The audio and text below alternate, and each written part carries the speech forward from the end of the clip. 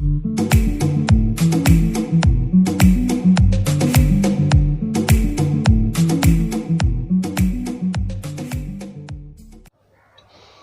8 के पिछले वीडियो में हम लोगों ने पढ़ा था representation of rational numbers on number line और क्लोजर प्रॉपर्टी।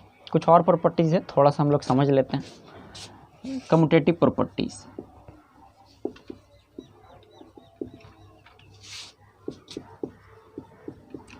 कम्यूटेटिव प्रॉपर्टी हम लोग पढ़ रहे हैं प्रॉपर्टीज ऑफ रेशनल नंबर। पिछले वीडियो में हम लोग closure property of rational number पढ़ चुके थे। आज थोड़ा सा अलग अलग प्रॉपर्टीज़ को देख लेते हैं। कम्यूटेटिव प्रॉपर्टी क्या है कि ए और बी कोई रेशनल नंबर है तो A plus B B plus ए के बराबर होता है, और ए इंटू बी जो है वो बी इंटू ए के बराबर होता है, जहाँ ए और बी कोई भी रेशनल नंबर हो। दूसरा associative property, associative property, associative property क्या है कि ए बी और सी कोई भी रेशनल नंबर, तो A plus B plus C बराबर होगा A plus B plus C के, या A into B into C बराबर होगा A into B into C के। ए बी और सी कोई भी रेशनल नंबर रहे उसके लिए ये दोनों ट्रू होता है। तीसरा है distributive property of rational number.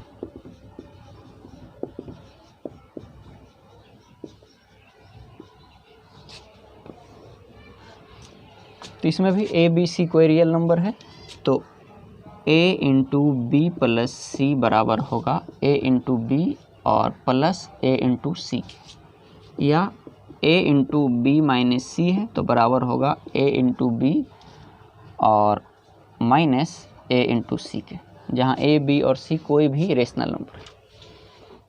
आगे हम लोग पढ़ते हैं rational numbers between two numbers. जैसे दिया रहे क्वेश्चन के find 3 rational numbers between 2 and 3, 2 और 3 के बीच में 3 रेशनल नंबर फाइंड करना। तो 2 और 3 के बीच में infinite number of rational numbers होगा। जैसे यहाँ पर हम लोग ऐसे भी लिख सकते हैं 2.1, 2.2, 2.3, ये 2 और 3 के बीच में 3 रेशनल नंबर्स। आगे क्लास 10 में हम लोग पढ़ेंगे अर्थमेटिक प्रोग्रेशन। उसमें अर्थमेटिक मीन पढ़ना होगा कि find 3 arithmetic means between 2 and 3 या 5 एंड 4। तो वो अर्थमेटिक मीन जो है वो ठीक बीच में आता है, यानी ठीक बीच के नंबर को रिप्रेजेंट करता है।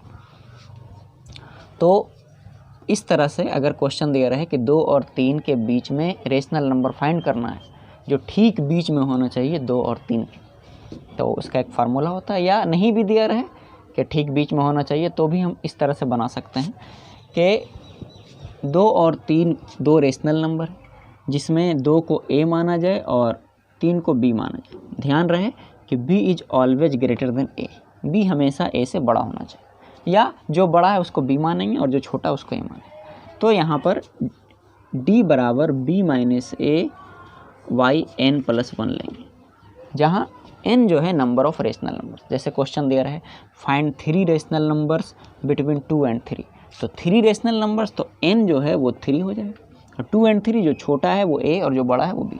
तो d बराबर b minus a y n plus 1, तो b का वैल्यू 3 है और a का वैल्यू 2 और n प्लस 1, n 3 है तो 3 प्लस 1, यानी यहाँ हो जाएगा 1 और इधर 4।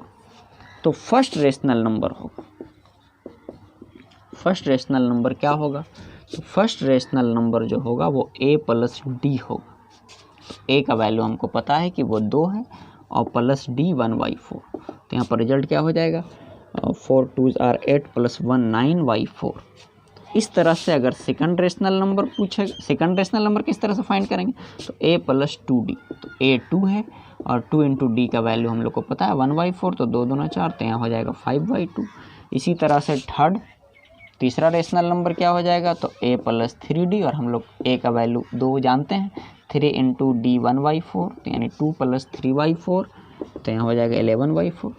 इस तरह से हम लोग फाइंड कर सकते हैं कि क्वेश्चन अगर दिया रहे कि find 5 rational numbers between 1 and 5, 1 और 5 के बीच में 5 रेशनल नंबर फाइंड करना है, तो डायरेक्ट भी हम लोग फाइंड कर सकते हैं, उन दोनों के बीच को लिख देंगे या इस तरह से भी हम लोग बता सकते हैं कि 1 और 5 के बीच में 5 रेशनल नंबर किस तरह से फाइंड करें। तो 5 रेशनल नंबर यानी n बराबर 5 और a और b, यानी जो छोटा है वो a मानेंगे और जो बड़ा है उसको b मानेंगे। तो हम आसानी से फाइंड कर सकते हैं रेशनल नंबर्स 2 नंबर के बीच में। तो आप लोग घर में बनाइएगा। क्वेश्चन अगर रहे कि फाइंड 5 रेशनल नंबर्स बिटवीन